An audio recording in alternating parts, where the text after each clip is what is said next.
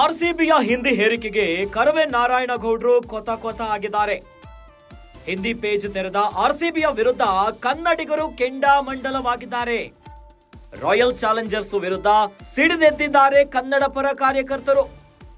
ಕನ್ನಡಿಗರ ಮೇಲೆ ಹಿಂದಿ ಹೇರಿಕೆ ಎಂದಿಗೂ ಕೂಡ ನಡೆಯೋದಿಲ್ಲ, ಅದನ್ನ ಸಹಿಸಲ್ಲ ಅಂತ ಗರಂ ಆಗಿದ್ದಾರೆ.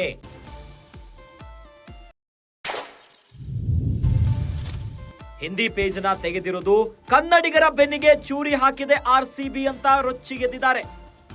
ಕನ್ನಡಿಗರು ಆರ್ಸಿಬಿಗೆ ಪ್ರಾಣವನ್ನ ಕೊಡಲು ಸಿದ್ಧರಾಗಿದ್ದಾರೆ.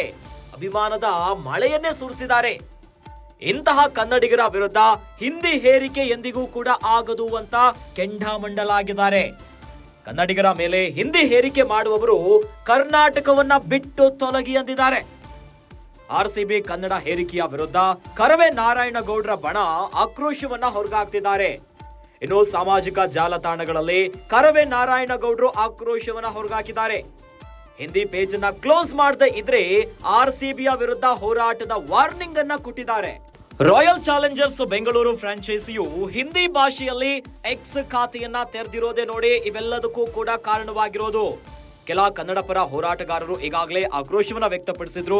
ಈಗ ಕರವೆಯ ನಾರಾಯಣಗೌಡರು ಕೂಡ ನಿಗಿ ಕೆಂಡುವಾಗಿದ್ದಾರೆ.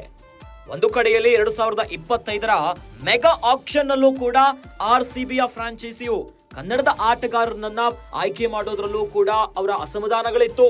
ಕೇವಲ ಇಬ್ಬರು ಆಟಗಾರನ್ನ ಆಯ್ಕೆ ಮಾಡಿದ್ರು. KL ರಾಹುಲ್ ಅವರನ್ನ ಈ ಬಾರಿ ಬೆಂಗಳೂರು ಆರ್ಸಿಬಿಯಲ್ಲಿ ನೋಡಬೇಕೆನ್ನುವಂತ ದೊಡ್ಡ ಆಸೆ ಇತ್ತು. ಆ ನಿರೀಕ್ಷೆ ಈ ಬಾರಿ ಆಗ್ಲಿಲ್ಲ.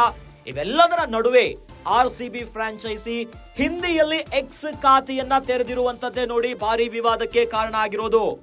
ಕನ್ನಡ ನಮ್ಮ ಬೆಂಗಳೂರು ಕರ್ನಾಟಕ ಅನ್ನುವಂತ ನಿಟ್ಟಿನಲ್ಲಿ ಅಭಿಮಾನಿಗಳು ಕನ್ನಡ ಆರ್ಸಿಬಿಯನ್ನ ಸಪೋರ್ಟ್ ಮಾಡ್ತಿದ್ದಾರೆ.